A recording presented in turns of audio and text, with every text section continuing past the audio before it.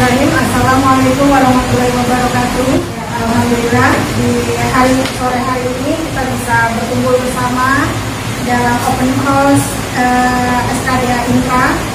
Insya Allah semuanya mendapatkan keberkahan dari Allah Subhanahu Wa Taala. Tak lupa kita ucapkan salam dan selawat kepada Nabi besar kita Nabi Muhammad SAW. Semoga kita semua mendapatkan syafaatnya hingga yaumul akhir. Business change, I like I ain't always getting money, get out my man.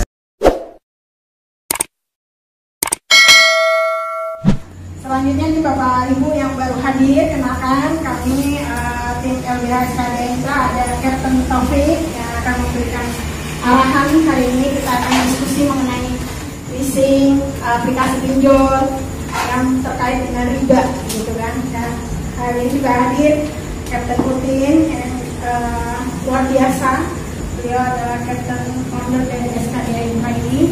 Kemudian ada adminnya, ada Pak Trilaksana, Mak Insa, ada Kang Dadang, ada Mbak Dwi, dan saya Bu Suryati.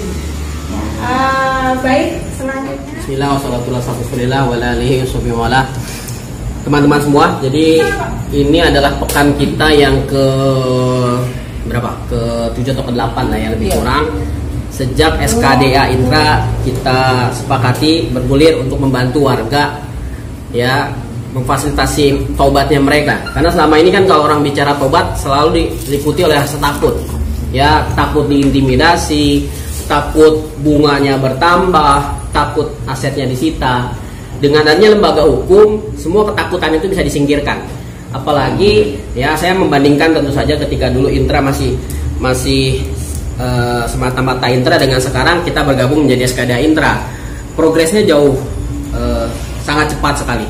Ya, kita sudah membangun reputasi yang dalam kurun waktu lebih kurang 7 pekan itu sudah banyak pencapaian-pencapaian yang saya lihat ini sangat bagus buat teman-teman yang sekali lagi yang punya niat atau dia rencana untuk bertaubat, dia sebetulnya sudah dibukakan jalan-jalannya.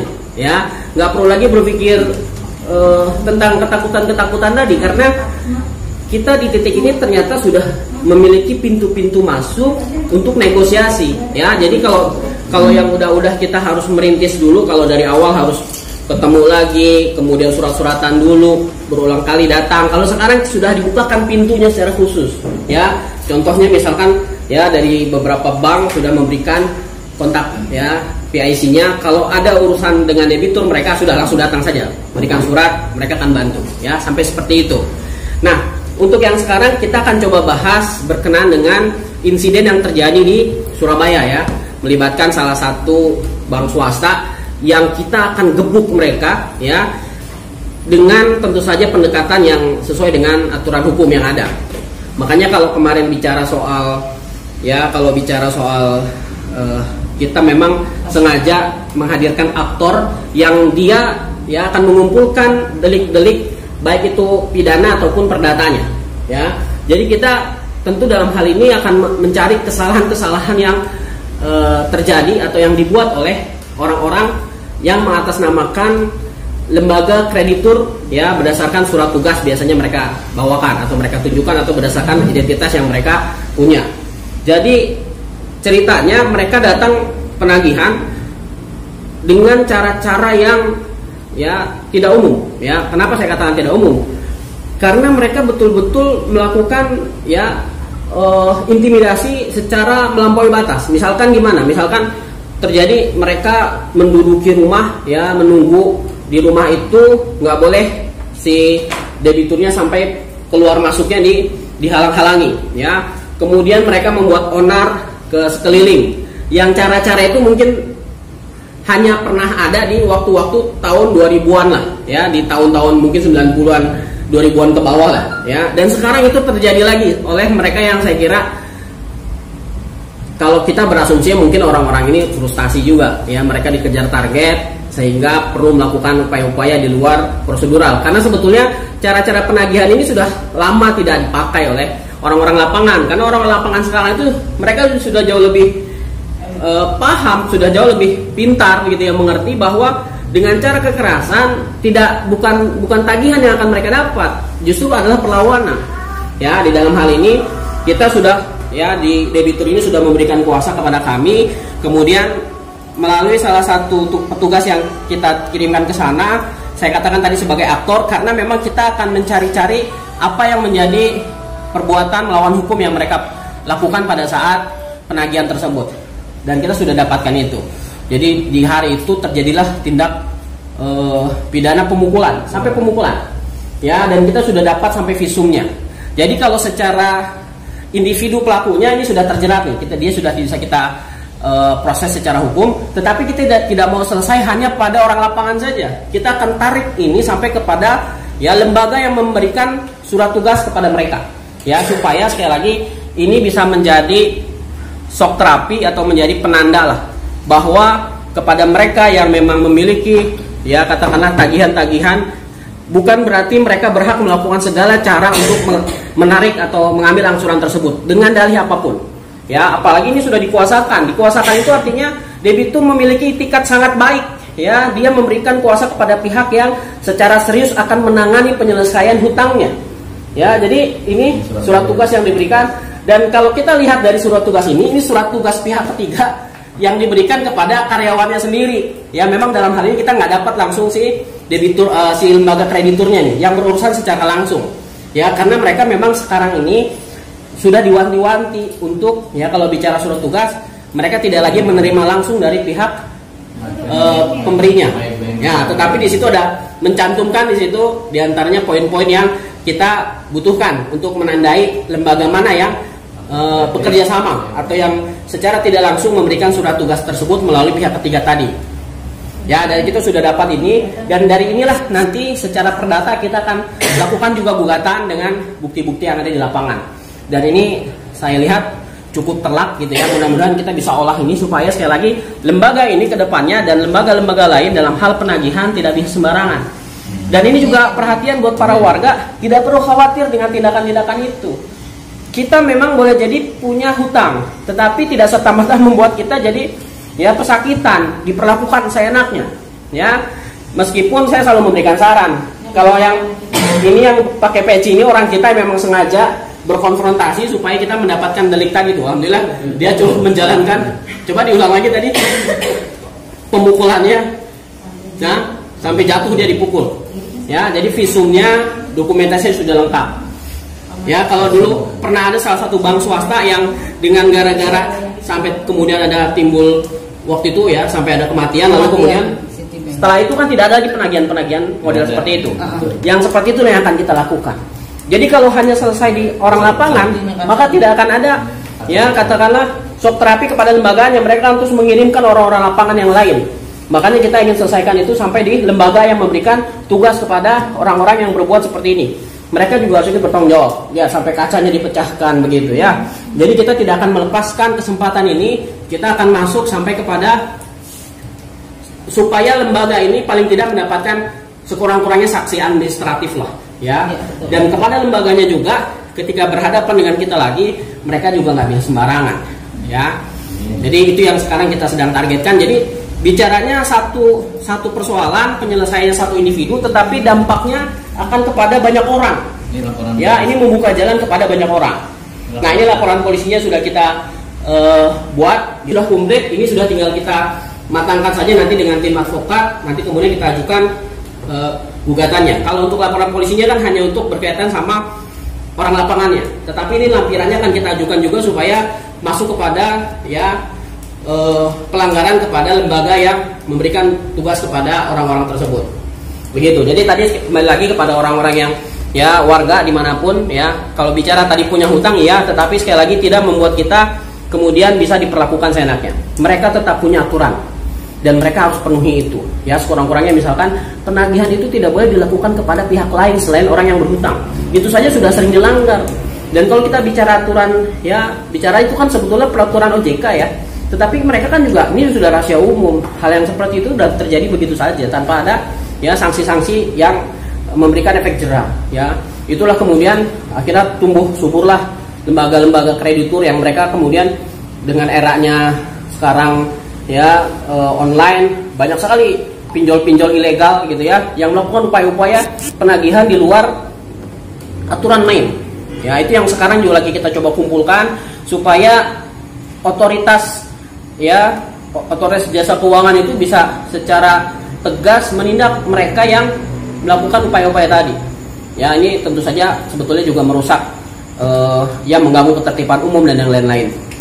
Nah, balik lagi, ketahuilah hak-hak kita sebagai debitur, kemudian hadapi ini secara tenang, tidak perlu takut, karena kalau kita bicara apapun yang mereka nanti perbuat itu ada konsekuensinya. Dan sekarang kita sudah jauh lebih terbuka, semua sudah lebih melek hukum.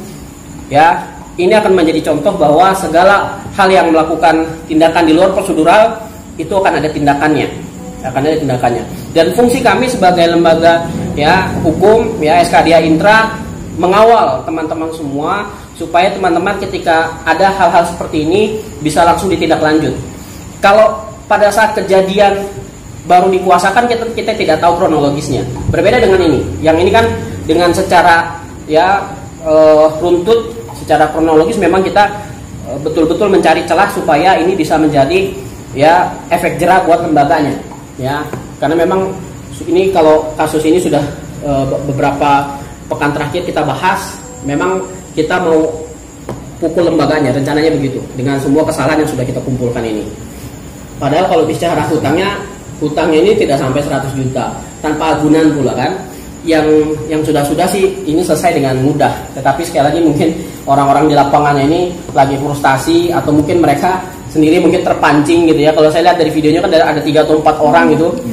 Untuk 6 sampai 6 orang ya. Untuk satu debitur yang nominal uangnya juga relatif tidak besar, sampai kemudian ada kesalahan, kan mereka sendiri sebetulnya yang akhirnya jadi rugi kan. Mereka harus menanggung resiko atas apa yang mereka perbuat. Yang boleh jadi kalau bicara katakanlah pendapatan mungkin tidak sepadan lah ya. Kita juga menghimbau buat teman-teman di lapangan mestinya bisa menjaga komunikasi dengan baik lah. Toh prinsipnya kita mau membayar hutang, bukan mau ngemplang kok. Ya, kita sedang bahkan membantu mereka, lembaga kreditur ini memediasi supaya nasabahnya membayar, gitu ya. Ini bisa. No, Kang Masudi hampir duduk di situ tuh nongkrong.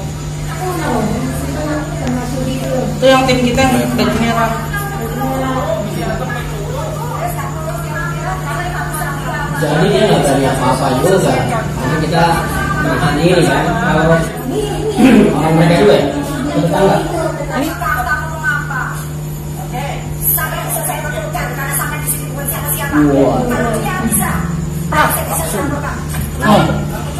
Lapor gitu. Lapor ya, di handphone dihapusin. Dua handphone.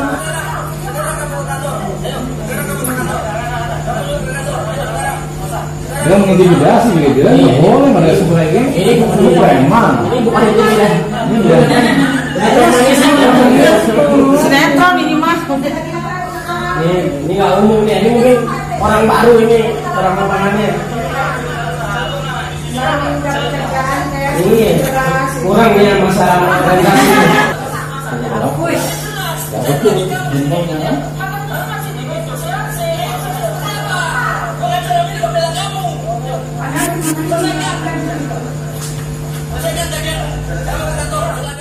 Nah, jadi kita bicara tadi apa yang menjadi dokumentasi di lapangan ya. Jadi sekali lagi ini persoalannya bukan persoalan personal lagi, tetapi dengan adanya persoalan personal kita akan tarik ini kepada persoalan secara keseluruhan ya. Tadi secuplik kita dengar ungkapan bahwa kamu bisa bayar pengacara gitu ya. Padahal dalam hal ini mereka tidak tahu kalau kita berjalan berdasarkan Undang-Undang Bantuan Hukum.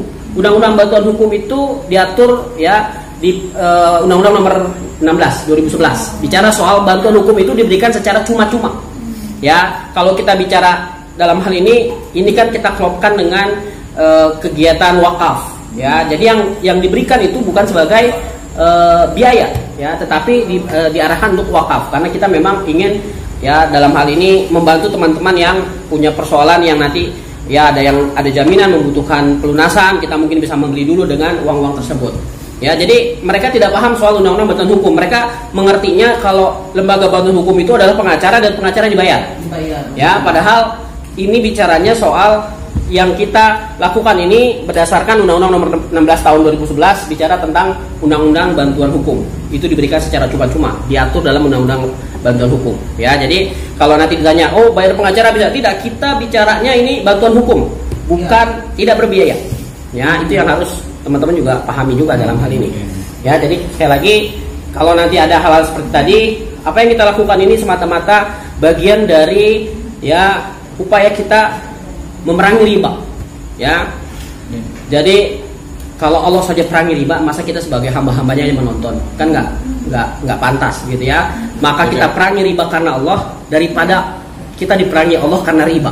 Itulah yang kita lakukan sekarang, dan dalam hal ini mudah-mudahan apa yang kawan kita Pak Masudi lakukan bisa menjadi tentunya ganjaran pahala, karena ini bagian dari medan perang yang dia masuk di dalamnya. Insya Allah ya. Mudah-mudahan sekali lagi teman-teman tetap terjaga semangatnya. Kita tidak sedang berbicara diri kita pribadi saja, kita sedang ya dalam hal ini mungkin menjadi bagian dari tentara-tentara Allah, dan mudah-mudahan kita menjalankan itu dengan amanah. Saya kira sementara untuk pekan ini cukup, nanti kita sambung lagi dengan hal-hal yang ada perkembangan di lapangan, begitu ya. Assalamualaikum warahmatullahi wabarakatuh. Waalaikumsalam warahmatullahi wabarakatuh. Terima kasih atas kesempatan yang diberikan. Sebetulnya saya merasa gimana gitu ya. Baru saja saya terus terang baru saja ditutup topik tadi, saya menitikkan air mata. Jadi menyadari betapa kotornya saya sudah bermilikan saya. Jadi hal yang mendorong kehadiran saya hari ini di sini adalah insya Allah keinginan saya untuk berbagi di rumah. Mohon doanya dari semua. Jadi saat ini kondisi saya terbelit pinjol itu sekitar 50 aplikasi. Saya seorang PNS dan gaji saya juga sudah terpotong oleh bendara untuk cicilan di bank, dan ada aset saya juga bukan di BPN. Dan saat ini ya semenjak kurang lebih 2 bulan yang lalu ya, 2 bulan yang lalu. Awalnya saya masih pinjol ini, saya berusaha bagaimana supaya kondisi saya aman. Aman artinya di sini itu terbayar dan tidak timbul masalah-masalah yang menyeramkan. Dari awalnya 1 pinjol menjadi 3 pinjol menjadi 9 pinjol menjadi seperti itu. Akhirnya pada bulan Agustus itu saya sampai pada titik waktunya aku stop. Saya merasa saya nggak bisa begini terus. Kebetulan saat ini anak saya yang paling besar sudah mulai kuliah. Saya berpikir nggak mungkin saya akan teruskan seperti ini. Anak saya pasti akan membutuhkan biaya untuk keperluan kuliahnya. Jadi saya memutuskan untuk stop, gali lubang tutup lubang dengan segala konsekuensinya ya. Konsekuensinya sudah saya lihat di YouTube, saya baca-baca di website di Google gitu ya. Ya, walaupun dengan sangat galau, dengan sangat bingung, pikiran kacau, itu terjadi di bulan September.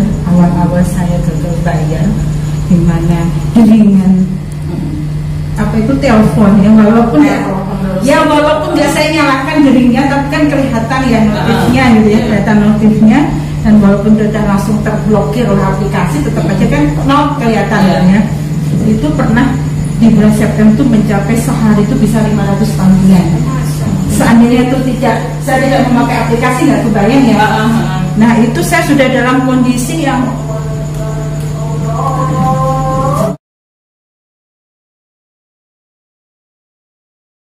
testimoninya. Baik, kita tutup acara hari ini dengan baca hamdalah. Alhamdulillahirobbilalamin, istighfar dan doa menutup majelis. Subhanallahumma wa bihamdika asyhadu an la ilaha illa anta astaghfiruka wa atubu ilaik. Ya, saya pribadi dan mewakili Captain dan para admin, apabila ada hilang kata mohon dimaafkan. Assalamualaikum warahmatullahi wabarakatuh. Waalaikumsalam warahmatullahi wabarakatuh. Semangat, tapi